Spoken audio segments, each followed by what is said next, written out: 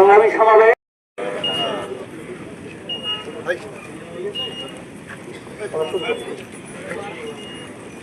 আমরা 4-5 দফা আমরা ধারার মধ্যে উল্লেখ করেছি, কিন্তু তারপরে আমাদের অনেকগুলো আমাদের সাথে একসাথে একই জায়গায় এসে আপনারা অবস্থান করেন। অল্প কিছুক্ষণের মধ্যে আমাদের আনুষ্ঠানিক প্রোগ্রাম শুরু হবে, তার আগে আপনারা আমাদের সাথে চলে ভাই বোনেরা, আমরা আমাদের প্রোগ্রাম অল্প কিছুক্ষণের মধ্যেই শুরু করব। আপনারা এখন যে গাড়িটা আসছে ওখান থেকে যাতে টার্গেটটা আমরা পূরণ করতে পারি, টার্গেট পূরণের মাধ্যমে আমাদের কর্মসঞ্চালনটা বৃদ্ধি পাবে। সবাইকে অনেক অনেক ধন্যবাদ দিয়ে আমার কমিশন যেটা বাস্তবায়নের লক্ষ্যে আমরা শ্রমিক কর্মচারী বিভিন্ন প্রতিষ্ঠানে একত্রিত হয়ে আমরা বিভিন্ন মিটিং মিছিল করে যাচ্ছি। এখানে উপস্থিত রয়েছেন ফেডারেশনের নেতা সহ আমার শ্রমিক দলের সভাপতি, সাধারণ সম্পাদক, সিবিআই সম্মানিত সভাপতি, সাধারণ সম্পাদক। সরকার এই বিষয়টি যদি গুরুত্ব সহকারে না দেখে তাহলে উৎপাদনশীল প্রত্যেকটা ফ্যাক্টরি ভেঙে পড়বে, তারা কাজের প্রতি আগ্রহ হারাবে, তারা পরিবার পরিজন নিয়ে খুবই দুর্বিষহ জীবনযাপন পালন করছে।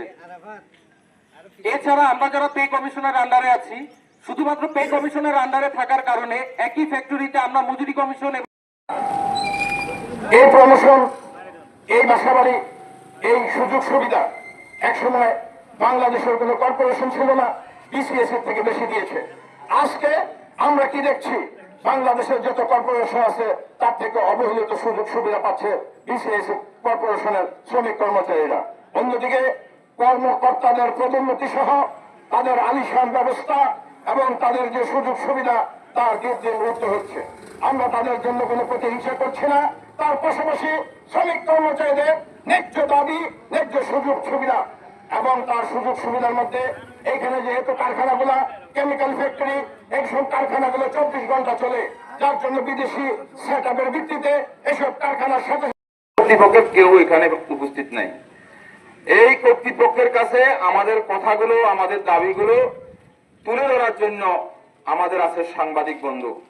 এই সাংবাদিকরা যখন কোন রাষ্ট্রের কোন সংগঠনের মানুষ অসহায় হয়ে যায়, নির্যাতিত হয়ে যায়, নিপীড়িত হয়ে যায়, কথা বলার কোনো কিছু থাকে না, তখন একমাত্র সাংবাদিকরাই আমাদের অবলম্বন। কারণ বিগত ফ্যাসিস্ট সরকারের আমলে মাইকে দাঁড়িয়ে কথা বলাতে দূরের কথা, চা দোকানে বসেও, বাসের সিটে বসেও তাদের বিপক্ষে কথা বলা যায়নি। তখন আমার এই সাংবাদিক ভাইরা, এই মিডিয়া কর্মীরাই এদেশের মানুষকে এই আন্দোলন সংগ্রামের মানুষের মনের কথাগুলো আমাদের ডিএপিএসএল এর